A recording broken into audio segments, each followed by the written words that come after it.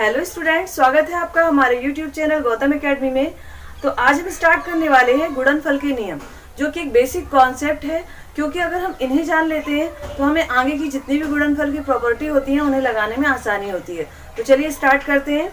यहाँ पर कुछ गुणनफल के नियम बहुत ही आसान है जिन्हें आप बचपन से करते आ रहे हैं, लेकिन अगर रूल्स के अकॉर्डिंग बोल दिया जाए कि गुणनफल के नियम बताइए, अगर हम रूल्स के अकॉर्डिंग बता दें कि गुणनफल के नियम बताइए तो आप उन्हें नहीं बता पाएंगे।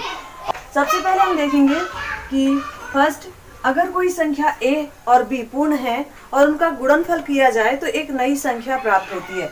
ये इसका पहला रूल्स है कि अगर कोई संख्या a है और b, ये दोनों ही पूर्ण संख्याएं हैं, इनका मल्टीप्लाई करेंगे तो एक नई संख्या प्राप्त होगी।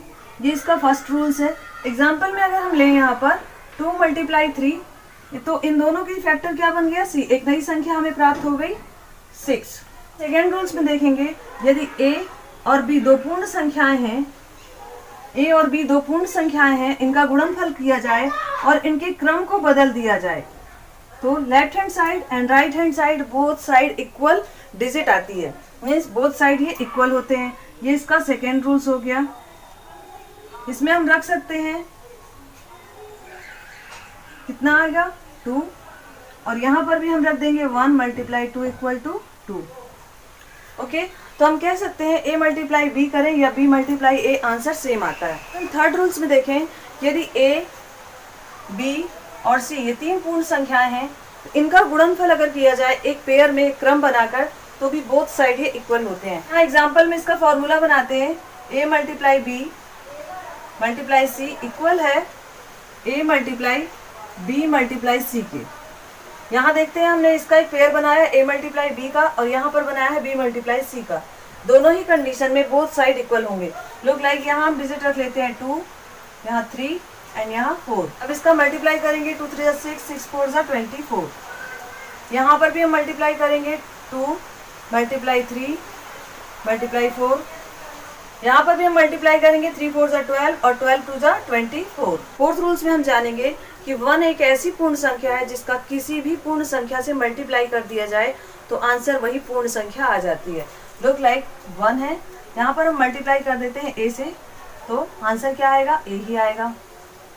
एग्जाम्पल ले लेते हैं, यहाँ पर 1 का मल्टीप्लाई अगर हम 3 से कर दें तो आंसर 3 आएगा।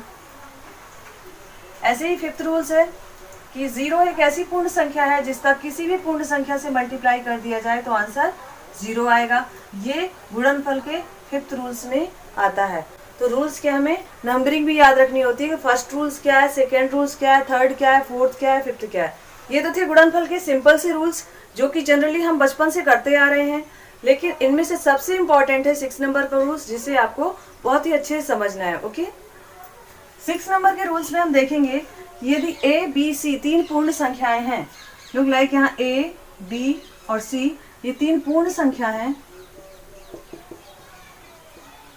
और अगर इन्हें इस पैटर्न पे रख दिया जाए a × b + c, तो इसे हम किस तरीके से जमाएंगे? अगर ये प्रॉपर्टी आपको लगा दी जाती है 6 प्रॉपर्टी मल्टीप्लाई की है, इसका मतलब होता है यहाँ पर a का मल्टीप्लाई b से भी हो रहा है और a का मल्टीप्लाई c से भी हो रहा है। तो हम इसे इस तरह से लिख सकते हैं, a × b, यहाँ प्लस का साइन है, प्लस का साइन लगाएंगे, और a × c। सपोज दैट आपको यहाँ पर क्वेश्चन दे दिया गया है 2 × 15। इस तरीके से आपको 2 डिजिट दे दी जाती है, तो आपको इसे कैसे करना है? यहाँ पर a हम किसको मान लेते हैं? 2 को, और b हम मान लेते हैं 15 को। यहाँ पर b क्या है? 15 है, तो b + c क्या होगा? यहाँ पर 10 + 5। इस तरीके से कर देंगे तो क्या बन जाएगा? ये b और ये c बन जाएगा। ओके, चलिए यहाँ पर करते हैं। यहाँ पर a किसको लिया गया है? 2 को, मल्टीप्लाई 10 + 5। अब यहाँ क्या करना है? a × b, मतलब 2 का मल्टीप्लाई किससे होगा? 10 से होगा, प्लस का साइन, फिर 2 का मल्टीप्लाई 5 से होगा, यहाँ 2 × 10 = 20 प्लस 2 × 5 = 10। आंसर कितना आ गया? 30।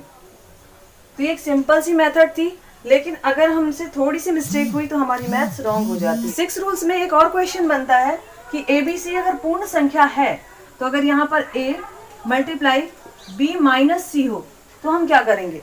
अगर इस तरीके का फॉर्मूला दिया गया है a मल्टीप्लाई b माइनस सी, तो इस कंडीशन में भी हम क्या करेंगे, a मल्टीप्लाई b, a का मल्टीप्लाई b से होगा और फिर a का मल्टीप्लाई c से होगा। ये दोनों ही कंडीशन, a का मल्टीप्लाई b से हुआ, a का मल्टीप्लाई c से हुआ, बट साइन किसका लगा हुआ है यहाँ, माइनस का, तो हम यहाँ माइनस का साइन यूज कर लेंगे। और अगर इस तरीके से क्वेश्चन दे दिया जाता है 2 मल्टीप्लाई 18, तो यहाँ पर a की वैल्यू हो गई 2 और b की वैल्यू के लिए हम क्या करेंगे, यहाँ 18 है, तो अगर हम 10 प्लस 8 करते हैं तो यहाँ पर क्या है माइनस, तो हमको एक ऐसी संख्या रखनी है कि हमारी 18 संख्या भी आ जाए और क्या हो यहाँ पर माइनस हो जाए। तो हम क्या करेंगे, इसका बेस कहाँ पर जा रहा है 20 के पास, तो हम 20 माइनस 2 कर देते हैं, क्या हो जाएगा 18, तो यहाँ रख देंगे 2 मल्टीप्लाई 20 माइनस 2। अब इसका हमारा फॉर्मूला बन गया, यहाँ पर हम मल्टीप्लाई कर देंगे 2 मल्टीप्लाई 20 माइनस 2 मल्टीप्लाई 2, माइनस लगा हुआ है इसलिए माइनस का साइन लगाएंगे, यहाँ मल्टीप्लाई करेंगे तो आंसर आ जाएगा 40 माइनस 2 टू 4, यहाँ पर 40 में से हम 4 निकालेंगे तो 36 आंसर आ जाएगा। बड़ी संख्या में प्लस का साइन है इसलिए आंसर में भी प्लस का साइन आएगा। तो इस तरह की प्रॉपर्टी के अगर मैथ सॉल्व करने को आते हैं आपको, या तो प्लस में आएगा या तो माइनस में होगी डिजिट, तो हमें दोनों ही कंडीशन में इस तरीके से मैथ्स को सॉल्व करना है। तो आज के लिए इतना ही, मिलते हैं नेक्स्ट वीडियो में। Okay, thanks.